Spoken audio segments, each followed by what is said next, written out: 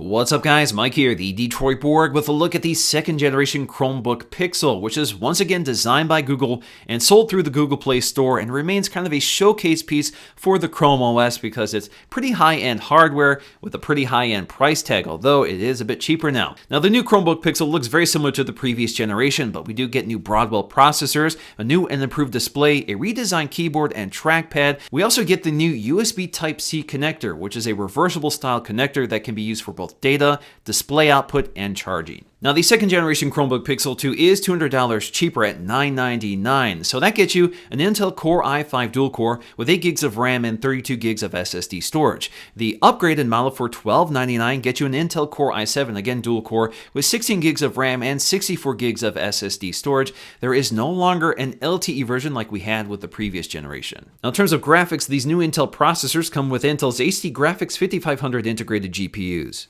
Alright, so let's get to the unboxing here, and the packaging is very minimal. You see that signature Chromebook LED light that appears on the back. Of course, we'll take a close look at that. Chromebook Pixel on the front. And that's about it. There are no specs or anything on the back here, just our FCC information, as well as the fact that this is designed by Google and assembled in China. Now, it looks like we have a clamshell type box here, so I'm just going to cut the plastic along the side. Alright, just pull the plastic off here. Alright, so go ahead and lift the lid. There we go. Very nice packaging. You can see just insert surrounding the top of the Chromebook here. You can see there's a little pattern along the side if you look closely. So let's go ahead and lift this up. All right, so let's go ahead and get the plastic off this thing. It looks like the design is mostly the same, but there are some changes here. Of course, I will compare this to the previous generation. All right, so I'm just going to pull this to unwrap it. All right, so I'm just going to slide it out. All right, so let's go ahead and lift the lid to see if there's anything else here, and nothing. So let's set that aside for just a moment and take a look at the packaging contents to see what else came in the box. So inside we'll find our quick start guide, power it on, find a network or log into your wireless network, log in with your Google account and launch the apps, and that's basically all there is to it. Now on the reverse side, we'll find more detailed instructions as well as some warnings about using your device and how not to break it. So if you want to read this in detail, just pause your screen. We also have a diagram of all the ports along the side, and just like the previous generation, they haven't labeled them on the hardware itself, so if you need to know what they are, here you go. Now inside we'll find all of our essential accessories, including our power adapter. The great thing about the power adapter here is that this is a fast charger, so with 15 minutes of charge you can get 2 hours of battery life out of your Chromebook. The other great thing about the new Chromebook Pixel is that it charges via USB-C, which can support up to 100 watts. And as you know, USB-C is a reversible connector type that can support both power, 4K video, as well as data. Now the design of this power adapter is actually very similar to the last generation. We have our folding prongs. We also have our button down here for releasing that. So when we release that, we can pull it out. And then you can add your extension cable to extend the range of your power adapter from the wall. All right, so let's go ahead and lift the lid for the first time, and as it normally should do, it should boot up right away as soon as you open it up. So you can see just how quickly that booted up. So the first thing I need to do is set this up. So we're going to go with English, United States. Our keyboard is the US, and we're going to log in with my wireless network. We're going to agree to our terms and service, and now it's going to install any updates. So once the updates are complete, I just need to log in with my Google account.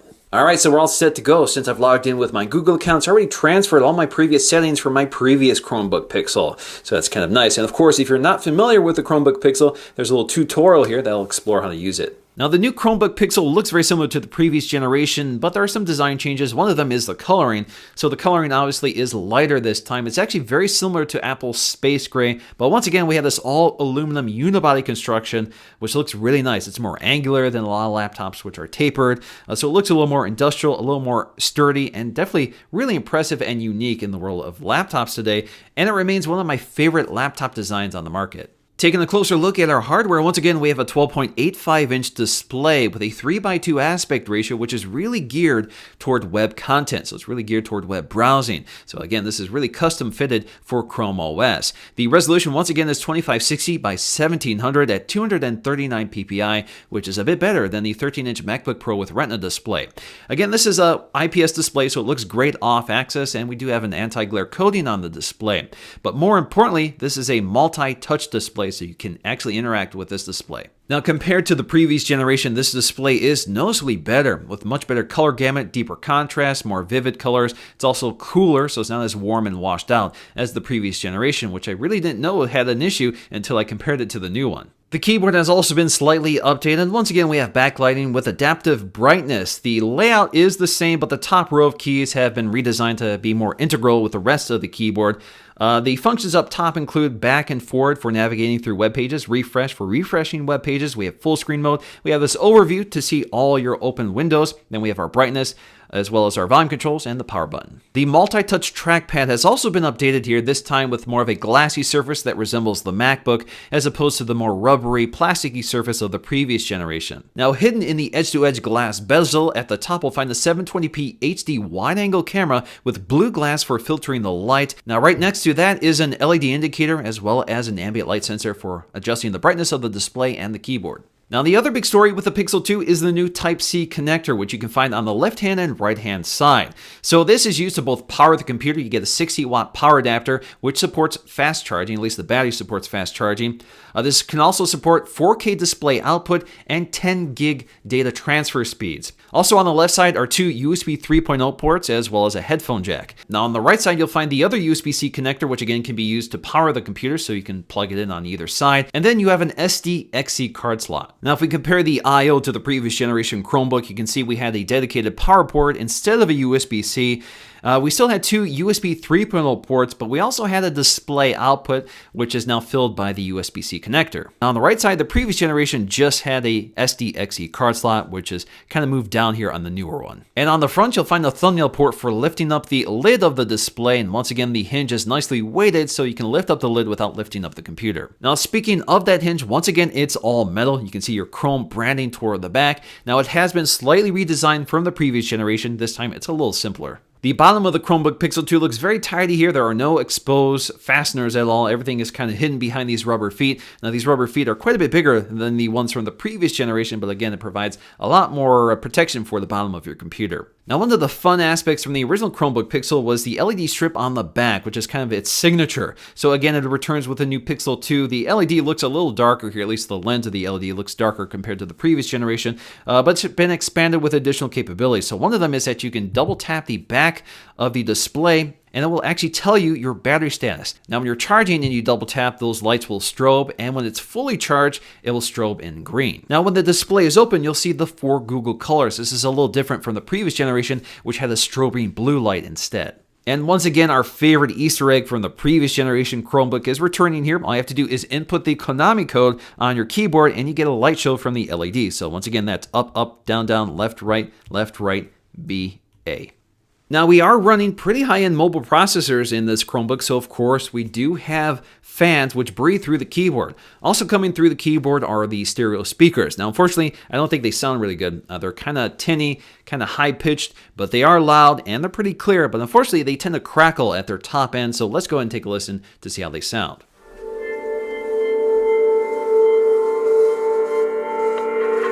USB Type-C is a new connector that allows us to deliver power, data, display over one connector, one cable, and one port. It's about the same size as a micro USB connector, but it's good for up to 100 watts, super high-speed data, and allows you to output 4K display over it.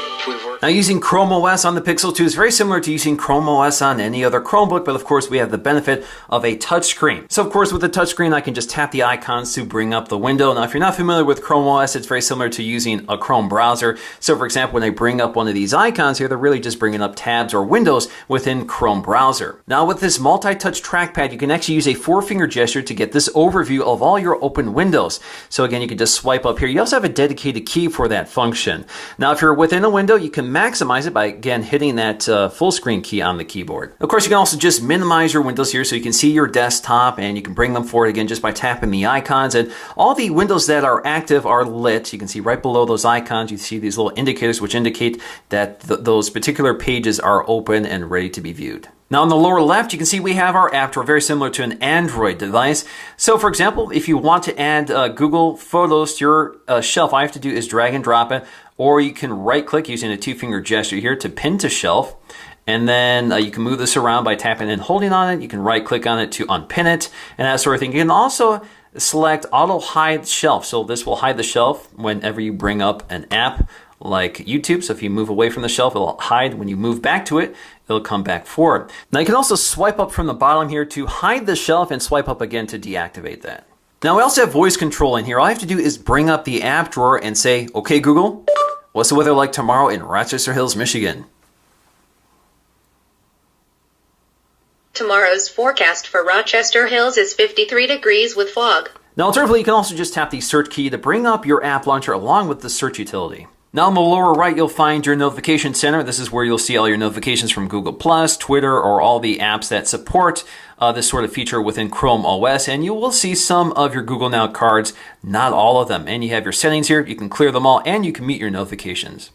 We also have our system tray here, which allows us to adjust our volume. You can disable Bluetooth, connect to a wireless, or manage your wireless settings, and you can jump right to settings from here.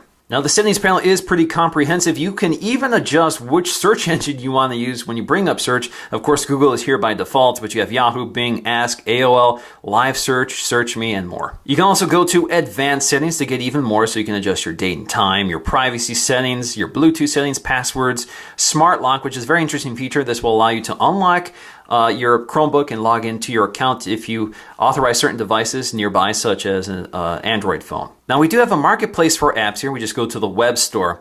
Now you can see we have apps, extensions, and themes, so you can theme out your browser if you want, which is pretty familiar to the Chrome browser.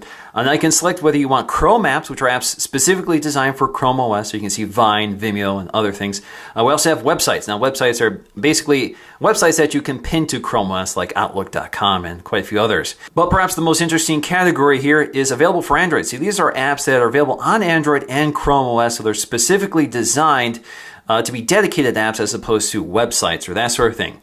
So one of the apps I've downloaded is Hangouts. So as you can see here, instead of a Hangouts tab or window, I have this dedicated app and icon which floats around on the desktop or above whatever I'm doing here. So if I want to quickly access my Hangouts, all I have to do is tap this icon and look at my conversations here. So I can tap this conversation and then it stays active when I move away from it. So I can close that out or I can bring it up again like so.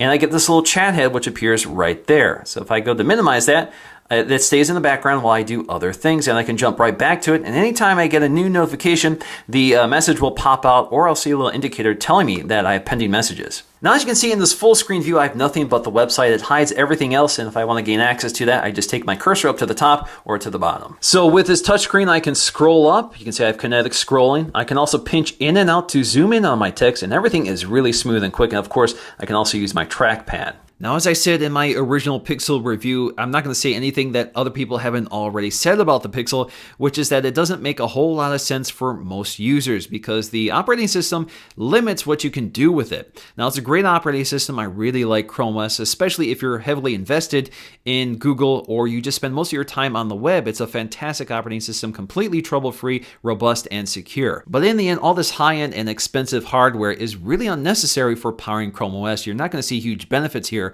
But of course, this is a smooth, fantastic operating computer, beautiful display, definitely the best display you're going to get on any Chromebook, which is a big deal, I think. So maybe that's the biggest reason to purchase it if you really want to use Chrome OS. But I really think this is geared toward Googlers or people who work at Google or developers who really want to work with a quality product and not one of the cheap $200 laptops that are out there. But ultimately, this is a beautiful piece of hardware with a great display and a great design. So that's going to do for me in this video. Thanks for watching, and I'll see you again in the next one.